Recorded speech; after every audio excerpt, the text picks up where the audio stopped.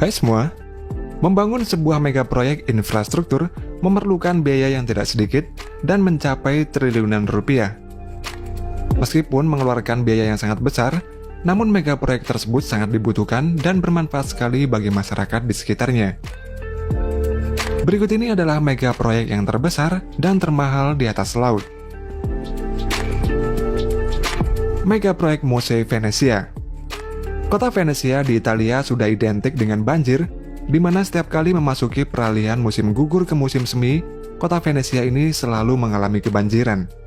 Hal tersebut dikarenakan karena kota Venezia ini dibangun di tengah-tengah laguna, sehingga kota Venezia ini memiliki fenomena alam yang disebut dengan aqua alta.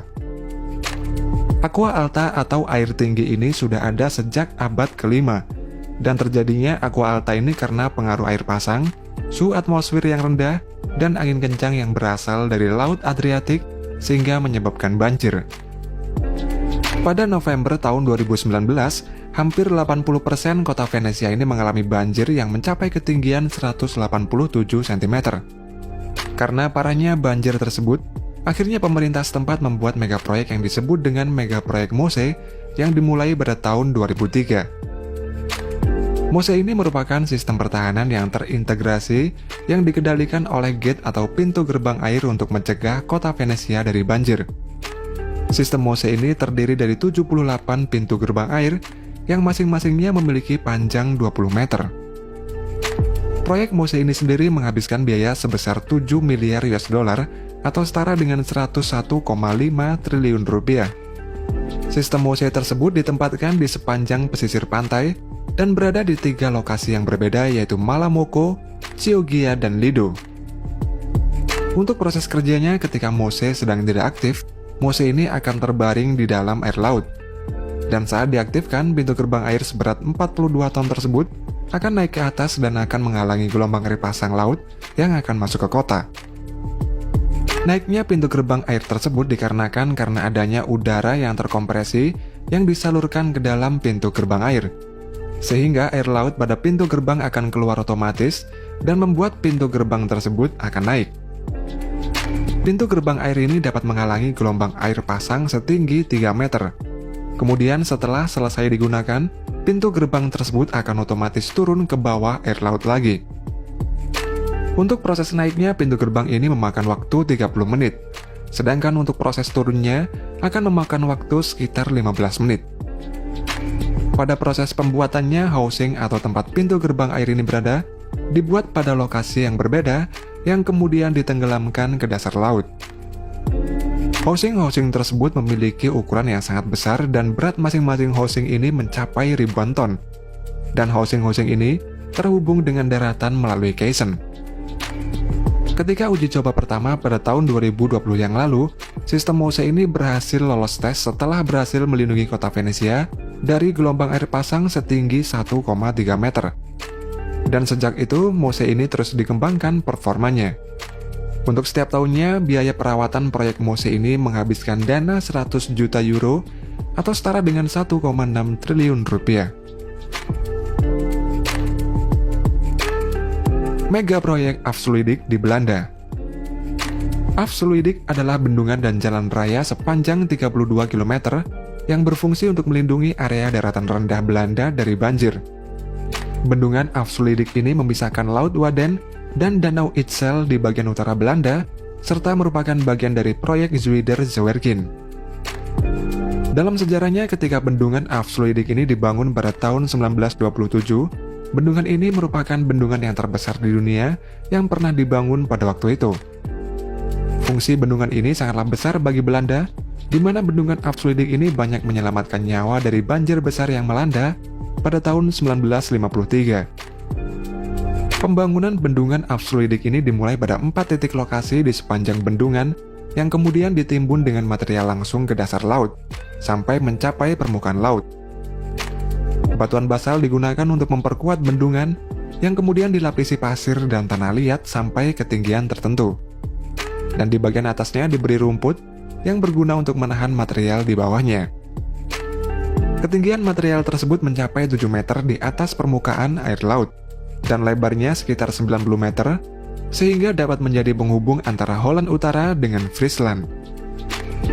Proyek Avfluidic ini mempekerjakan 10.000 orang pekerja, 27 kapal keruk, 13 floating crane, dan 132 kapal tongkang, serta pembangunan bendungan ini selesai pada tahun 1932. Seiring berjalannya waktu, ketinggian air laut semakin meninggi setiap tahunnya, sehingga pada tahun 2019, proyek penguatan dan renovasi pada bendungan Avfluidic ini dimulai. Struktur bendungan Avfluidic ini akan direnovasi lagi yang menghabiskan biaya mencapai 8,9 triliun rupiah, sehingga dapat lebih kuat lagi menahan badai atau gelombang air pasang dalam jangka panjang mendatang. Pada proyek renovasi ini, bendungan ini akan diperkuat dengan menambahkan lapisan balok beton tulangan di sepanjang bendungan sehingga nantinya dapat tahan dari erosi. Pembangunan kembali bendungan ini membutuhkan 75.000 balok beton. Selain itu akan dibangun saluran air baru yang dilengkapi dengan teknologi terkini. Sebuah aliran sungai itu berfungsi sebagai tempat migrasi para ikan sehingga tidak mengganggu populasi habitat di sekitar bendungan. Di dalam proyek renovasi ini sendiri sebanyak 500 arsitek, insinyur sipil, dan kontraktor berkolaborasi untuk membuat desain dan prakonstruksinya. Proyek renovasi bendungan Avfluidic ini direncanakan akan selesai pada tahun 2023, dan ketika selesai nanti, bendungan ini dapat bertahan hingga pada tahun 2050. Tuas Megaport Singapura. Singapura merupakan negara dengan pelabuhan peti kemas yang terbesar di dunia, dan baru-baru ini Singapura mulai membangun lagi tuas Megaport yang berkapasitas 2 kali lipat dari kapasitas pelabuhan yang ada saat ini. Kapasitas pelabuhan peti kemas Singapura saat ini berkapasitas 36 juta TEU/s, dan nantinya tuas Megaport ini dirancang untuk menangani 65 juta TEU/s. Saat beroperasi pada tahun 2040 nanti, tuas Megaport ini akan menjadi pelabuhan peti kemas baru di Singapura dan menjadi pelabuhan full otomatis yang terbesar di dunia. Di antara inovasi yang akan ditampilkan di tuas Megaport ini adalah armada kendaraan tanpa pengemudi, dan sepenuhnya digerakkan oleh listrik untuk mengangkut kontainer antara dermaga dan terminal. Sedangkan saat ini teknologi tersebut sedang diuji di Terminal Pasir Panjang, dan kendaraan angkut ini memiliki emisi karbon 25% lebih kecil daripada kendaraan konvensional. Proyek tuas Megaport ini dimulai pada tahun 2020 dan proses pembangunannya melalui 4 tahapan. Pada proyek tahap pertama ini membutuhkan dana sekitar 1,7 miliar US dollar atau sekitar 24 triliun rupiah. Proyek tahap pertama ini pembangunan tuas Megaport akan membuat reklamasi daratan dulu seluas 1.300 hektar, yang mana akan terdiri dari 4 area dermaga baru yang dikelilingi oleh tanggul laut di bagian luarnya. Untuk pembangunan tanggul laut tersebut membutuhkan caisson yang dibuat di sebuah pabrik, di mana masing-masing caisson ini beratnya 15.000 ton dan membutuhkan 21 hari untuk membuatnya. Pembuatan tanggul laut ini membutuhkan 222 caisson yang akan membentuk tanggul laut sepanjang 8,6 km mengelilingi bagian luar dermaga.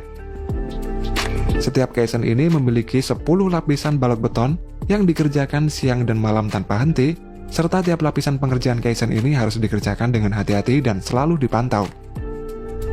Setelah caisson selesai dibuat, selanjutnya caisson tersebut akan didorong dengan steel track menuju floating dock atau dermaga apung. Dan kemudian caisson tersebut akan ditarik oleh 2 kapal penarik menuju lokasi tanggul laut, dan di lokasi tersebut crane sudah menunggu untuk memasang dan menenggelamkan caisson ke dalam laut. Proses pemasangan caisson ini non-stop 24 jam tanpa berhenti, dengan menerapkan sistem shift bagi para pekerjanya. Setelah itu, reklamasi daratan tersebut akan diisi dengan tanah dari laut menggunakan alat keruk yang terbesar di dunia. Penggunaan alat keruk ini dinilai lebih menghemat biaya hingga miliaran dolar daripada mengimpor pasir dari luar negeri.